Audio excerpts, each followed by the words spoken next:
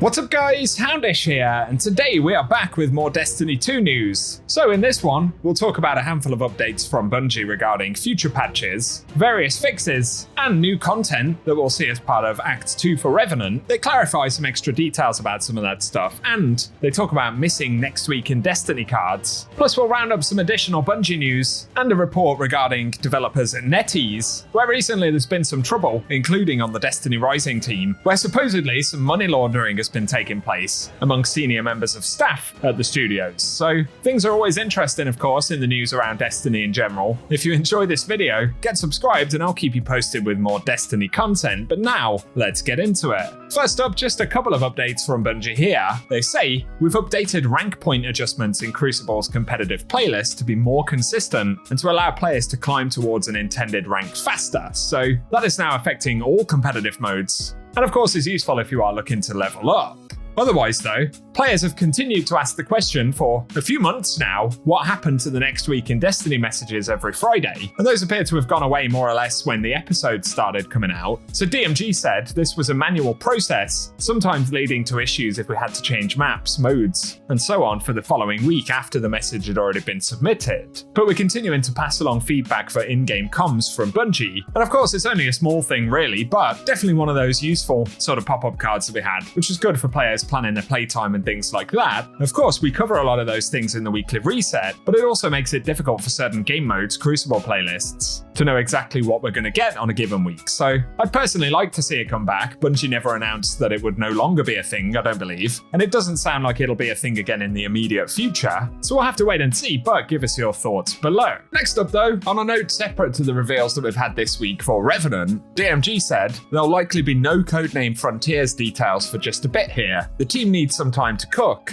but if we have any topics or things the team want to get in front of you, we'll be sure to let you know ahead of time. And so if you have been wondering, Bungie don't have any immediate plans to talk more about Frontiers, and like I've said previously, this is probably going to be something we'll start to hear about a little bit more early in 2025. Nonetheless, it'll be one to look forward to. And next up, for a recap of Act 2 and the reveal that Bungie gave us this week. Firstly, they've now shown off the Tomb of Elders, which they say is inspired by fan-favourite activities, including Prison of Elders, but also for Destiny 2, the Coil, Deep Dives, and Riven's Lair. And there'll be two versions of this activity, one which is sort of a base version, which is essentially a single wave with rewards, and then Contest of Elders, which will be the version that can be farmed indefinitely, where the difficulty of the activity scales over time, but so do the rewards. But as they confirmed, it's essentially going to be a way to farm the Revenant-themed weapons, or the Scorn-styled weapons. They'll also introduce the Noxious Vetiver, which is the SMG from that set, and the Scavenger's Fate shotgun, as well as a reprised Grid Skipper. But one of the big pieces of feedback we've seen quite a bit of is that there aren't any other additional rewards or unexpected things. And it was indeed one of my main concerns with this announcement. And given that Tomb of Elders actually appears to be a fairly fleshed out activity, it'll feature loads of different encounters, different themes, enemy races, mechanics, and looks like it could be a fairly substantial activity as well. But I can certainly relate to the feedback that it just doesn't feel as exciting as it could without there being dedicated sort of unique loot, some of it potentially themed around Prison of Elders or Tomb of Elders, like some of the reprised Destiny 1 weapons that players had hoped for. It's certainly an activity I'm still looking forward to, but given the amount of effort that clearly has gone into actually developing it, it's a shame that there hasn't been that additional degree of effort added to having new and unique rewards for that second activity of the episode, which was a similar situation going back to Echoes, although even then we had the Solar Rocket Pistol, which players were pretty excited for when Battlegrounds came out. So give us your thoughts below. Tomb of Elders will, however, be a very good way to get more Revenant-themed weapons if you're looking for specific roles. Otherwise though, for Revenant Act 2, they confirm that there will be a Street Fighter crossover set that includes cosmetics like ghost shells, a new emblem, and even a pretty cool mask ornament. They additionally revealed the return of the Dawning, which will drop on the 10th of December, and there's a pretty cool dragon-themed armor set. They showed us the Warlock armor for that, as well as a new adaptive burst linear fusion rifle, which comes with void damage. Plus, when we consider that we're getting the Iron Banner, that also coming with a pretty juicy new weapon, the roadmap is certainly going to fill out with a bit more content up to the end of the year. And otherwise, the thing they revealed was the Slayer's Fang shotgun, which will actually be the Act 3 exotic mission weapon. But they stated that they won't be doing a live reveal for Act 3, as this will be over the holiday season, and Bungie will still actually be out of the office when Act 3 begins on January 7th. So there's all of that, plus Bungie said they're buffing roaming supers for Act 2 in PvE, and they'll allow players to get supers back 2 to 3 times faster than they can right now. Plus, I'd imagine on Thursday, Bungie will outline more sandbox changes that we'll see as part of the mid-episode update on the 19th of November. So there'll certainly be quite a bit going on next Tuesday, and let us know what you're looking forward to in the comment section.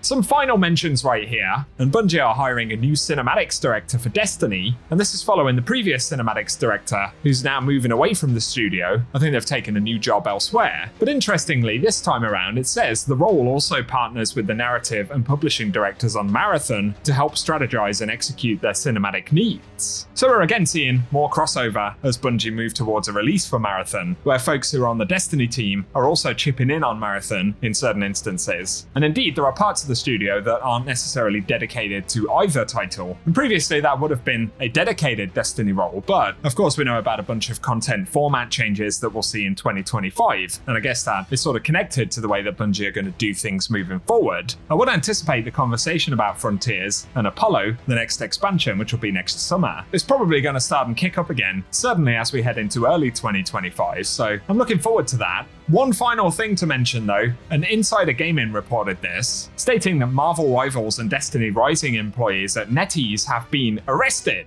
Now, this appears to refer to senior members of the teams, as opposed to lower level developers, but from their report, according to Chinese outlet Li Feng, 9 employees, including 2 senior executives, were arrested for allegedly laundering money. And per the report, the contract value appears to be worth about $278 million.